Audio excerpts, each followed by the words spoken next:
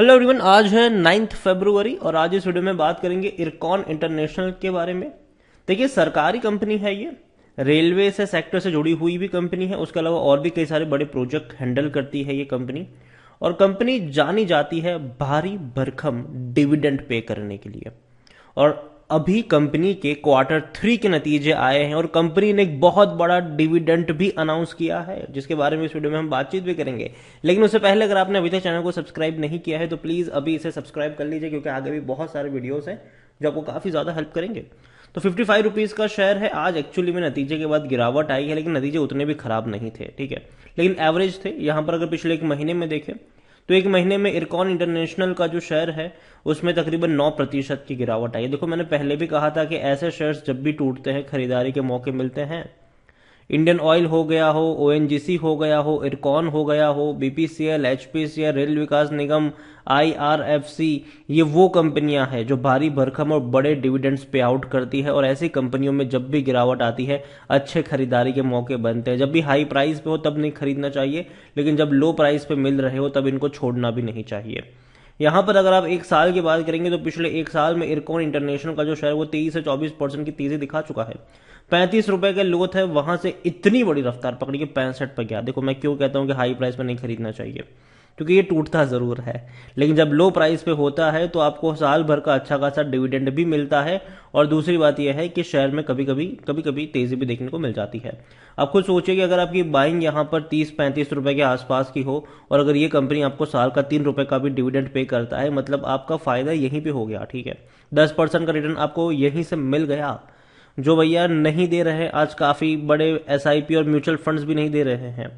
यहां पर अगर आप देखो तो पिछले 3 साल में जो लो बना है वो 30 रुपए के आसपास का है, जो हाई बना है वो 65 का जो अभी बना था। जब भी बड़ी रफ्तार इसने पकड़ी है, 50 के आसपास जाने की कोशिश करी है, ये टूटा है। फिर से 40 के आसपास तेजी बनी, फिर भागना शुरू किया, फिर टूटा, फिर भागना शुरू किया, फिर टूटा, फिर भागना शुरू किया। अब दोबारा ये नीचे की तरफ आ रहा है, ठीक है। हाई प्राइस पे था इसलिए ये टूट रहा है। जहां तक बात करें इनके मार्केट कैप की तो मिड कैप शेयर ही है, 5,200 करोड़ का इसका मार्केट कैप है। वॉल्यूम देखा जाए तो अच्छी क्वांटिटी में 65 लाख से भी ज्यादा के वॉल्यूम्स आज देखने को मिले हैं। मतलब बड़ी क्वांटिटी में शॉर्ट जो शेयर है वो ट्रेड होते नजर आए हैं। देखो, दिसंबर क्वार्टर के नतीजे पे अगर हम चले तो इनका जो रेवेन्यू रहा है वो 2,345 करोड़ के आसपास का रहा है, मतलब 33% अप रहा है।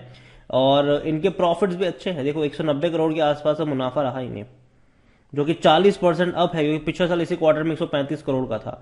तो देखा जाए तो इनके रेवेन्यू भी अच्छे हैं, इनके प्रॉफिट्स भी अच्छे हैं, ठीक है, लेकिन एक्सपेक्टेशन थोड़ी ज्यादा है हमारी इनसे। यहां पर अगर आप देखोगे तो इनके रेवेन्यू में 33% का जंप है, प्रॉफिट में 40% का जंप है।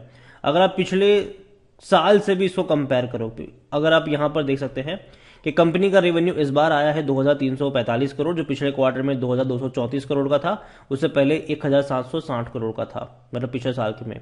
तो देखा जाए तो ग्रोथ है भैया, क्वार्टर ऑन क्वार्टर भी ग्रोथ है और ईयर ऑन ईयर भी यहां पर ग्रोथ देखने को मिली है। प्रॉफिट इस बार 190 करोड़ का हुआ है, जो सितंबर में 175 करोड़ का था और पिछले साल इसी क्वार्टर में 135 करोड़ का था। तो वहां के हिसाब से भी ग्रोथ आई जरूर है।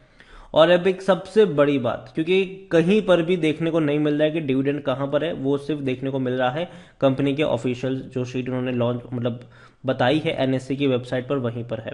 और डिविडेंड इन्होंने काफी भारी भरकम अनाउंस भी किया है। अगर मैं डिविडेंड की तरफ आपको ले चलूं तो कंपनी ने बताया है कि कंपनी ने प्रत्येक शेयर पर 1 रुपए 80 पैसे का इंटरिम डिविडेंड अनाउंस किया है। मतलब आपको 1 रुपए 80 पैसे पर शेयर डिविडेंड जो है वो इरकॉन इंटरनेशनल में मिलेंगे। और देखो, इनका ट्रैक रिकॉर्ड डिविडेंड का अगर आप देखो तो बहुत ही शानदार है। अगर हम बात करें पिछले साल की, अगर हम बात करें तो 2 बार पे किया था, 70 पैसा 65 पैसा। इस बार सीधा 1 रुपए 80 पैसे का इंटरम डिविडेंड पे कर दिया इसने, जो कि बहुत बड़ा डिविडेंड है ये, क्योंकि पिछले साल इन्होंने तकरीबन तकरीबन 1 रुपए 35 पैसे का डिविडेंड पे किया था। इस बार एक ही झटके में 1 रुपए 80 पैसे, मतलब बहुत बड़ा डिविडेंड है। इवन 2021 की भी अगर आप बात करोगे तो 2021 में भी इन्होंने पे तो किया था, लेकिन अच्छा पे किया था नहीं। इस बार दोबारा वापस लौटे जरूर अपने उसी ट्रैक रिकॉर्ड पर। तो यही वजह है कि मैं कहता हूं कि अगर आपकी बाइंग प्राइस सस्ती हो तो ऐसे शेयर्स में फायदा होता है। साल में एक बार नहीं, 2-3 बार ये डिविडेंड पे करते हैं और ऐसे में फायदा होता जरूर है। इरकॉन को लेकर अगर हम बात करें तो भैया अच्छा खासा रिजल्ट तो जरूर आया है और यहाँ पर सरकारी कंपनी है तो जाहिर सी बात है प्रेसिडेंट ऑफ इंडिया होंगे थ्रू चेयरमैन। अगर आप देखो तो रेलवे बोर्ड्स के थ्रू यहाँ पर है, एक भी शेयर गिरवी नहीं है। 73.18% की होल्डिंग है यहाँ पर। इरकॉन इंटरनेशनल अगर हम बात करें तो according to Moneycontrol user 100% लोग कह रहे हैं खरीदारी करो। मेरी क्या रिकमेंडेशन है वो भी मैं आपके साथ इस वीडियो में शेयर जरूर करूंगा। कंपनी में अगर आप देखो तो डिविडेंड तो बेहतर पे कर रहा है और डेफिनेटली यहां पर ₹1.80 का डिविडेंड अपडेट होगा कुछ टाइम बाद। कंपनी के रेवेन्यू देखो तो बढ़ रहे हैं। आप देख सकते हैं कि 4,000 से 5,000 करोड़ के रेवेन्यू थे, वो सीधा सीधा 2022 में आते हुए 7,380 करोड़ के हो गए। और अभी भी क्वार्टरली इनका रेवेन्यू 2,000 करोड़ से ज्यादा का ही है, मतलब कि 8,000 करोड़ से ज्यादा का रेवेन्यू होगा, 8 से 9,000 करोड़ 2023 में। और प्रॉफिट की भी अगर हम बात करें तो वो भी इनके अच्छे खासे, जो 500 करोड़ के रहे थे 2022 में, जो अच्छे थे, हाई थे, लेकिन अभी और ज्यादा रेवेन्यू, इनके प्रॉफिट जो है वो आपको देखने को मिल सकते हैं। 190 करोड़ का हुआ है इस बार। तो कंपनी के प्रॉफिट बढ़ रहे हैं, कंपनी के रेवेन्यू बढ़ रहे हैं, कंपनी का डिविडेंड पे आउट भी बढ़ रहा है। और जनरली जो सरकारी कंपनियां होती है, हालांकि ये भी सरकारी कंपनियां, जो सरकारी कंपनी होती है, जो पैसा कमाने वाली सरकारी कंपनियां होती है, वो बड़े बड़े डिविडेंड हमेशा पे करती है, क्योंकि डिविडेंड का एक बहुत बड़ा हिस्सा जो है वो सरकारी तिजोरी में ही जाता है। यहां पर अगर आप देखो तो पी रेशियो इसका 9.26 का है, सेक्टर पी 50 का, मतलब उतना महंगा तो नहीं है, काफी सस्ता है ये। 100% एनालिस्ट भी कहते हैं खरीदारी करो। मेरी बाइंग की रिकमेंडेशन है, जब ये शेयर आपको मिल रहा था 35 रुपए के नीचे, 40 रुपए के नीचे, कई सारे मेरे वीडियोस थे, अगर आप चाहो तो चेकआउट भी कर सकते हो।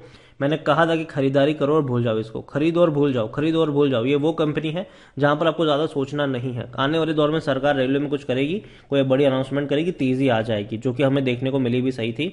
अच्छी खासी रफ्तार पे ये गया भी था, वापस टूट रहा है ये, और ऐसे गिरावट में मौके बनेंगे, कहां पर बनेंगे वो भी हम बात करेंगे यहाँ पर। तो प्रमोटर गवर्नमेंट है यहाँ पर, 73.18% की holding, 0.35 mutual fund, 1.47 domestic institution, 2.72 FIS के पास है। रिटेल्स और अदर्स के पास ज्यादा होल्डिंग है, 22.29% की होल्डिंग है रिटेल्स और अदर्स, जिनमें से रिटेल इन्वेस्टर्स 13.91% की होल्डिंग लेकर बैठे हैं।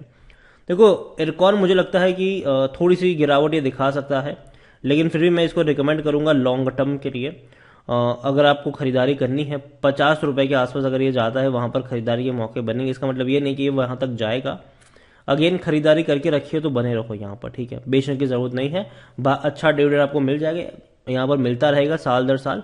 और जहां तक आपकी बाइंग की प्राइस है 50 to 52 रुपीज, ठीक है, 50 से लेकर 51 52 रुपीज के रेंज में अगर ये जाता है तो आप थोड़ी सी क्वांटिटी ऐड कर सकते हो। हर 5 रुपए की गिरावट में लॉन्ग टर्म के लिए ऐड करते चले जाओ, कोई दिक्कत नजर नहीं आ रही है यहाँ पर।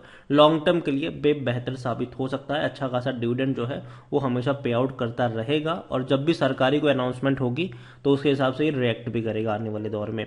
और एक बड़ी अपडेट यहाँ पर अभी चल भी रही है मर्जर वर्जर को लेकर। अगर अभी तक कोई उसका आउटकम फुल्ली निकल कर आया नहीं है, जैसे कि बीच में खबरें चल रही थी कि IRFC, इवन रेलटेल हो गया, फिर RVNL हो गया, IRCTC हो गया, इन सब के मर्जर की बातचीत भी चल रही थी। इनका क्या होगा कहना मुश्किल है, लेकिन कल को सरकारी अनाउंसमेंट जब ऐसी होती है तो इसका इम्पैक्ट पड़ता जरूर है इन कंपनियों के ऊपर, और सरकारी प्रोजेक्ट डेफिनेटली इन कंपनियों को मिलते रहेंगे आने वाले दौर में भी, क्योंकि रेलवे में बहुत कुछ करना बाकी है। तो यही कहूंगा खरीदारी करिए, बने रहिए, लेकिन अगर यहाँ से थोड़ी बहुत भी गिरावट आती है तो खरीदारी के मौके ढूंढने चाहिए। थोड़ी बहुत क्वांटिटी ऐड करो, लेकिन साथ में एक चीज़ ये भी ऐड करूंगा कि बाजार थोड़े से अनस्टेबल सिचुएशन से गुजर रहा है। ऐसे में किसी एक प्राइस पे बहुत सारे शेयर्स नहीं खरीदने चाहिए, थोड़ी सी क्वांटिटी ऐड करो, हर गिरावट में एवरेज करते चले जाओ। वीडियो को यहीं बैंड करूंगा, पसंद आया हो तो लाइक कर, शेयर कर, चैनल अगर पहली बार है तो प्लीज सब्सक्राइब करें। और इरकॉन इंटरनेशनल के बारे में क्या सोचते हैं वो भी आप मुझे कमेंट में लिखकर बता सकते हैं। Thank you.